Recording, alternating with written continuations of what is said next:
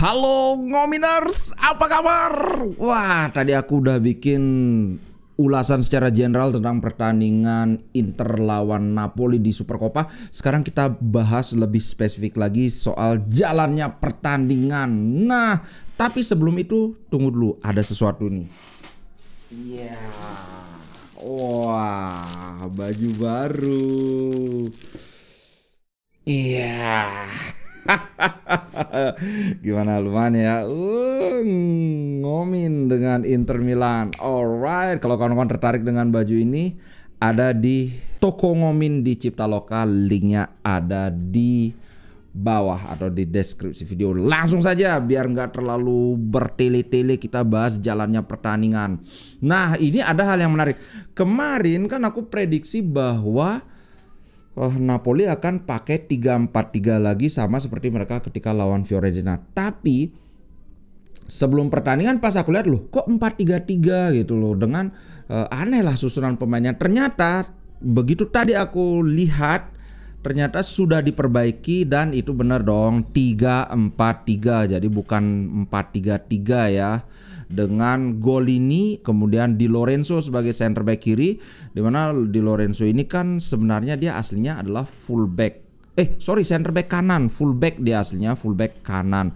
Tapi tampaknya Mas Sarri memilih untuk menampilkan si Serbin ini karena kemarin lawan Fiorentina dia mencetak brace dalam waktu cuma 6 menit, dia nyetak 2 gol. Jadi dia ingin memberi kesempatan. Nah, kalau kita lihat penampilan Serbin sih ya not bad, tapi tidak istimewa juga. Nah, pertama sebelum kita bahas antara kayak pembahasan detail pemain itu, aku mau bahas secara umum ya.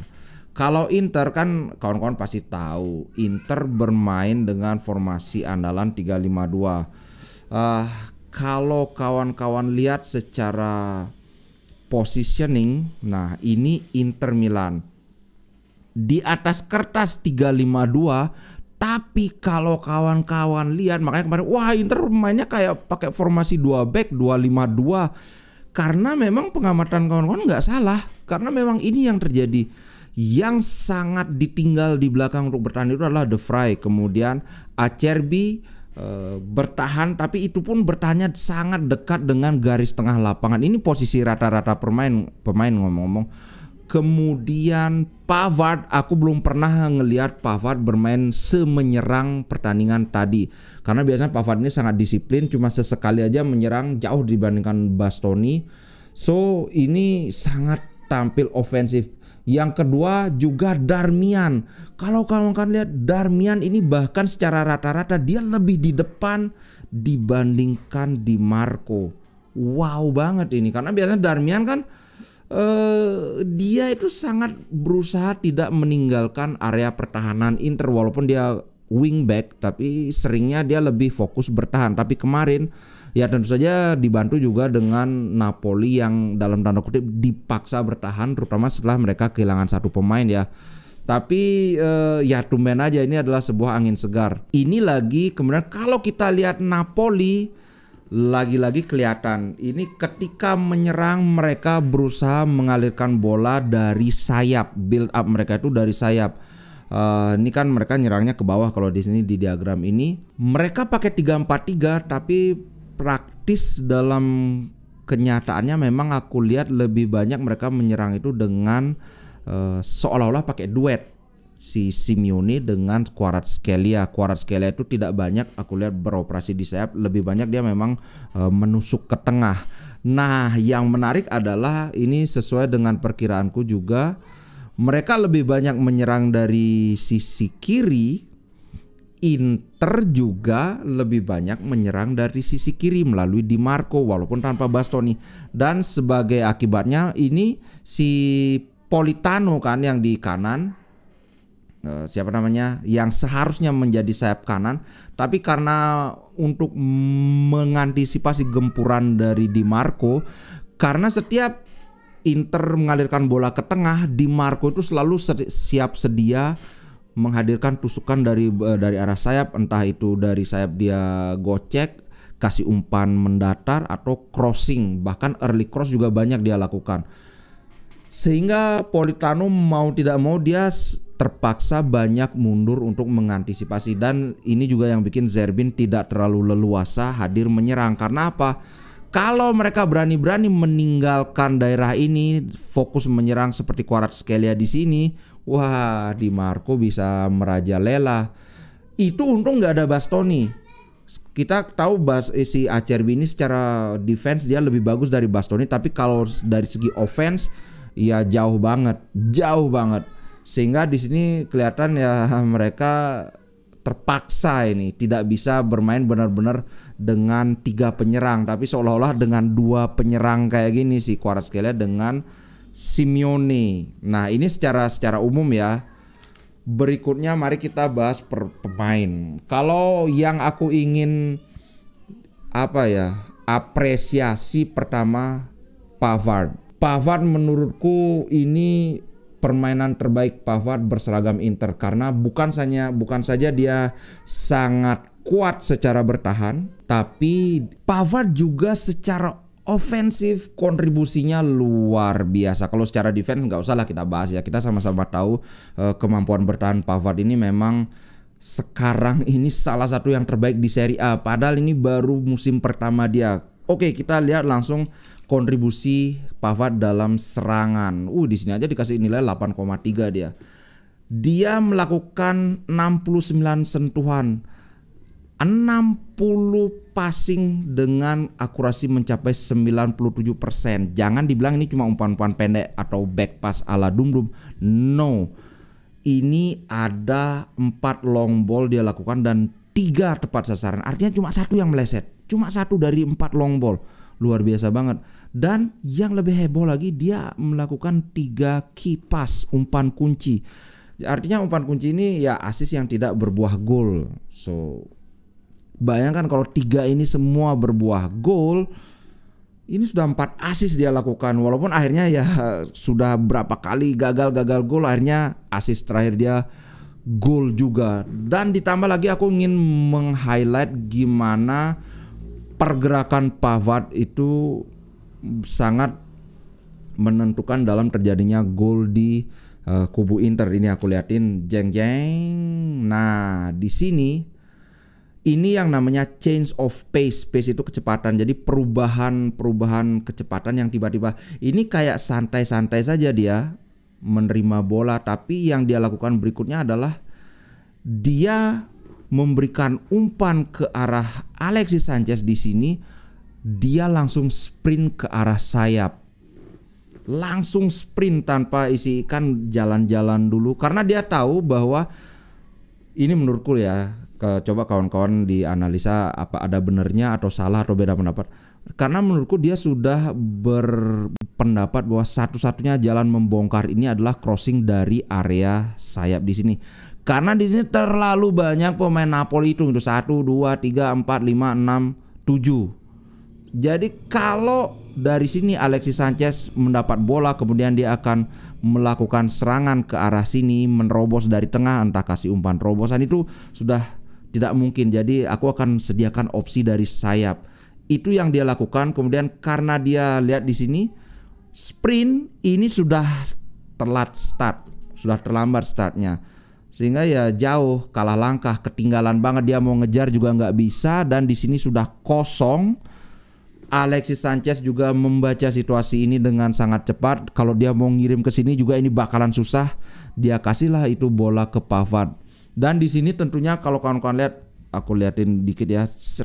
Nah, sejatinya Lautaro Martinez ini masih dipegang oleh, kalau nggak salah ini Mario Rui. Kemudian di sini ada Ostigard juga. Tapi dengan jeli di detik-detik terakhir Lautaro melepaskan diri. Siapa ini aku lupa banget, si Mario Rui. Kalau salah tolong dikoreksi, aku lupa banget, ini nomornya juga nggak terbaca. Pokoknya dia melepaskan diri dari kawalan ini. Kemudian Pavard melepaskan umpan yang sangat akurat. Ini yang aku bilang bahwa apakah ini umpannya yang sangat akurat atau ada unsur keberuntungan juga, karena bola dia menembus 1, 2, 3. Ada 3 pemain Napoli tidak bisa menghentikan umpan Pavard ke arah Lautaro.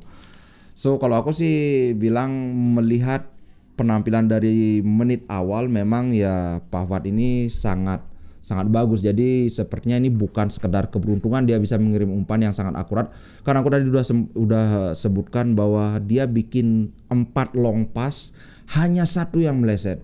So memang akurasi umpan Pavard itu sudah bukan kelas center back ini, sudah kelasnya wing back ini. Kalau diadu mungkin sekelas dengan umpannya Bastoni dan Di Marco kan. Wih, luar biasa. Oke, itu tentang si Pavard. Berikutnya yang aku ingin berikan apresiasi dari kubu Inter adalah tentu saja Mkhitaryan. Mkhitaryan di sini nilainya lebih kecil daripada Hakan, tapi menurutku performa Mkhitaryan lebih bagus dibandingkan Hakan. Dan satu yang paling penting adalah stabil. Sepanjang pertandingan hampir tidak ada kesalahan yang dilakukan oleh Mkhitaryan kecuali ketika dia melakukan shooting. Kan ada shooting dia yang tinggi di atas Mister. Tapi kalau umpan-umpan, kemudian trapping, kemudian dribble, nggak ada kesalahan. Gila, ini makannya apa? Kok bisa umur 35 kayak gini performanya? Nggak kelihatan capek sampai peluit akhir. Wih, ngeri. Coba dari awal langsung beli ya, dari MU tuh langsung ke Inter ya. Jangan isi ke Roma dulu kan. Wih, Mkhitaryan luar biasa. Luar biasa. Setelah Mkhitaryan tentu saja Lautaro Martinez. Apa ya lagi yang perlu aku komentari dari seorang Lautaro Martinez? Dia menjadi reference serangan. Dia memberikan pressing seperti nggak tahu lelah, nggak tahu capek, udah nggak mikir bahwa habis ini harus lawan Fiorentina, udah kayak nggak peduli Pak. Dia melakukan 47 sentuhan, passing akurasinya cuma 75%, kalah ya dibandingkan Pavard. Tapi ini adalah umpan-umpan yang tepat sasaran, itu akan sangat berbahaya. Sangat berani berduel, 11 kali memenangkan 5 duel. Kalau 5 ini mungkin kurang dari 50%, tapi ingat dia ini adalah seorang striker. Seorang striker 1 kali aja menang duel itu bisa menghadirkan bahaya untuk musuh. Beda kalau center back, ya center back memang harus duel, karena kalau center back kalah duel, bisa kebobolan Pak. Lautaro Martinez menurutku seperti aku yang bilang tadi itu, Pavard tampil lebih bagus, tapi karena dia yang menjadi penentu, gol dia yang menentukan, maka dia yang terpilih sebagai man of the match. Tapi kalau aku pribadi, aku sih pilih Pavard. Yang kedua, catatan khusus adalah Thuram. Nah, si Thuram ini mungkin banyak yang gregetan ya. Tapi sebenarnya Thuram tidak bermain jelek. Cuma dosa dia itu adalah dia membuang peluang. Ada 2 peluang yang sangat matang. 1 yang tinggal digitukan saja di volley. Aduh, tapi malah nyelutuk-lutuk itu bolanya. Kemudian yang kedua itu masih bisa dimaafkan karena bolanya terlalu cepat, dia tidak sempat bereaksi sehingga mental ke atas gitu kan. Thuram. Tapi secara umum aku harus bilang dia melakukan tugasnya dengan baik, jadi ujung tombak. Kemudian ketika dia dribble menarik pemain walaupun tidak ada berhasil dribblenya. Tapi ya itu yang dibutuhkan dari Thuram itulah dia menarik 2 bahkan kadang-kadang 3 pemain Napoli untuk ikut ketarik menjaga si Thuram ini, sehingga ada ruang untuk Mkhitaryan, untuk Barella, untuk Lautaro terutama membuat pergerakan atau ancaman bagi gawang lawan. Nah, sekarang kalau dari sisi Napoli, secara umum Napoli permainannya jelas lebih bagus dibandingkan Lazio ketika kita menghadapi Lazio. Tapi ya bagaimana ya, tidak istimewa karena terbukti di babak pertama. Lihat ini, aku liatin. Di babak pertama Napoli cuma bisa melakukan 2 tembakan. Dia cuma bisa melakukan 2 tembakan, bahkan tidak ada yang tepat sasaran. Di babak kedua cuma 1, sedangkan secara keseluruhan jauh banget. Makanya ketika Mas Ari bilang, wah kami memberikan banyak masalah untuk Inter.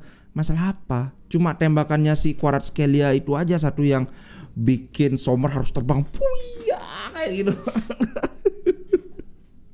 Gila, kalau itu bukan Sommer, kalau itu si Mulyadi, ada kemungkinan itu gol Pak. Aduh, tapi ya namanya yang termasuk di antara sistem pertahanan itu ya tentu saja kiper. Jadi nggak bisa bilang wah kalau nggak kipernya hebat itu nggak bisa. Ya karena kipernya hebat lah kita bisa melangkah jauh, kita bisa mencatat kebobolan paling sedikit di Serie A. Kan kiper itu adalah bagian dari permainan, bagian dari pemain Inter.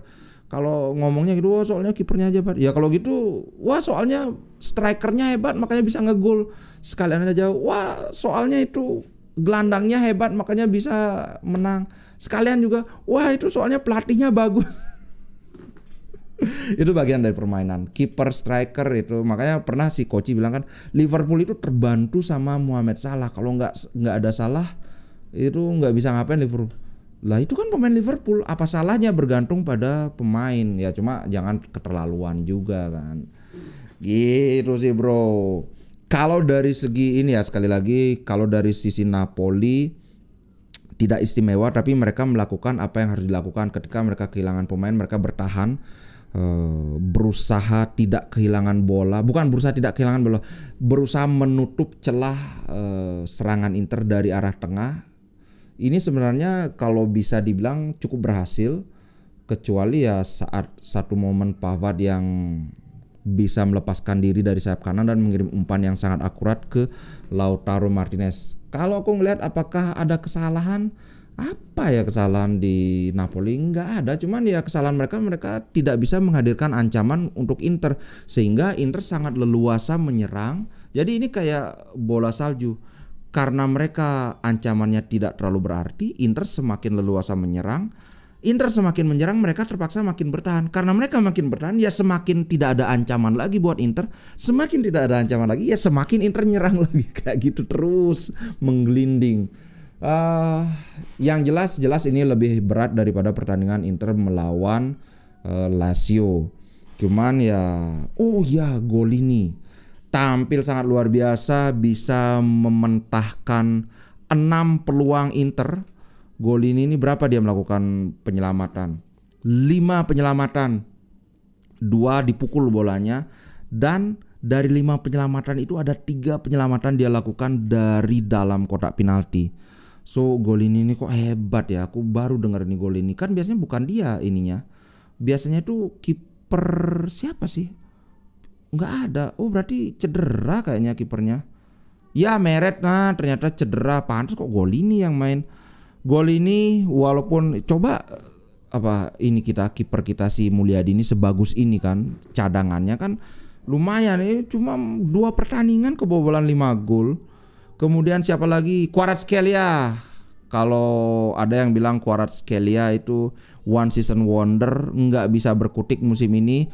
At least di pertandingan tadi pagi dia membuktikan bahwa Kvaratskhelia adalah pemain yang layak menjadi rising star-nya Serie A.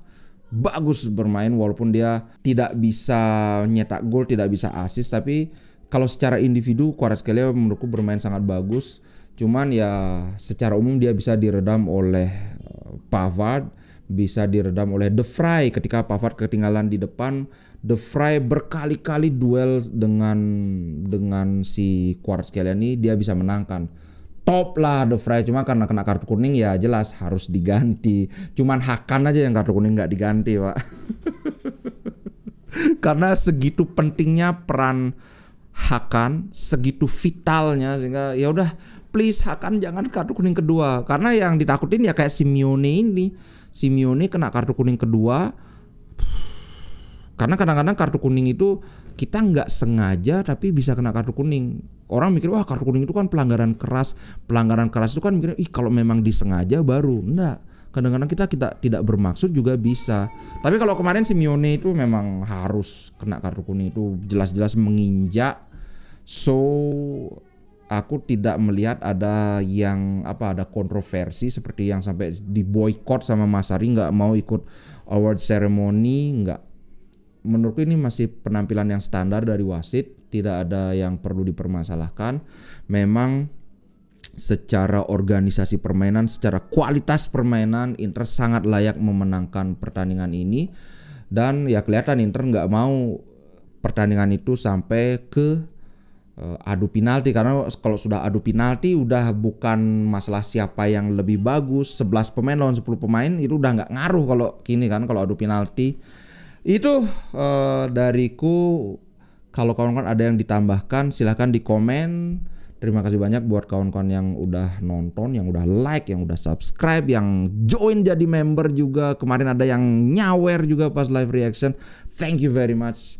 Aku bisa mengasuh dan lumayan full time di channel ini karena memang support kawan-kawan itu begitu besar. Oke, ciao guys, sampai jumpa di konten berikutnya. Terima kasih. Inter Milan di dadaku, biru hitam warna darahku. Level winnernya Itali, tidak pernah degradasi. Inter Milan kebanggaanku. Yeah.